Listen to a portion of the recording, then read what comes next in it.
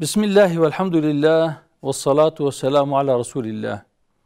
İçinde 1000 aydan daha hayırlı olan Kadir Gecesi'ni barındıran rahmet, mağfiret ve kurtuluş ayı Ramazan-ı Şerif'i idrak ettik.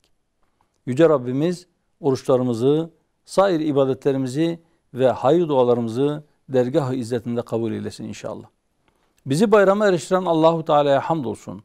Ramazan bayramı bir aylık zorlu arınma sürecinin ardından Rabbimizin biz kullarına sunduğu ilahi bir ikramdır. Bayramlar Müslümanların sevinç, kardeşlik ve dayanışma günleridir. Bu günleri Allah'a yaklaşmaya bir vesile, Müslüman kardeşlerimizle bağlarımızı güçlendirme hususunda fırsat günleri olarak değerlendirmeliyiz. İnsanlık ciddi buhranlar yaşamaktadır. Egemen güçler kendi emelleri için milyarlarca insanın emeğini sömürmekte ve geleceğini heder etmektedir. Mazlumlar İslam'ın adalet güneşinin yeniden yeryüzünü aydınlatmasını beklemektedir. Hiç kuşkusuz adaletin yeniden tesis edilmesi ise Müslümanlar olarak önce özümüze dönmemize, sonra inanç, düşünce, söylem ve eylem birliği içinde olmamıza bağlıdır. Müslümanların ittihadı hem alem-i İslam'ın hem de insanlığın zulümden kurtuluşuna vesile olacaktır inşallah. Bu müstesna günler bize sorumluluklarımızı yeniden hatırlatmalıdır.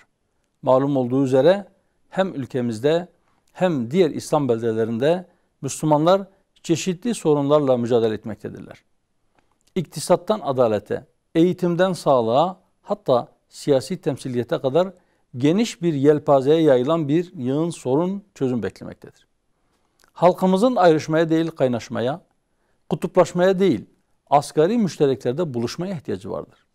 Toplumumuzun huzur ve selameti karşılıklı iyi niyete, insanların arasında güvenin tesis edilmesine ve en önemlisi de hiç kimsenin haksızlığa ve zulme maruz kalmadığı, insanı ve adaleti önceleyen bir anlayışın hakim olmasına bağlıdır.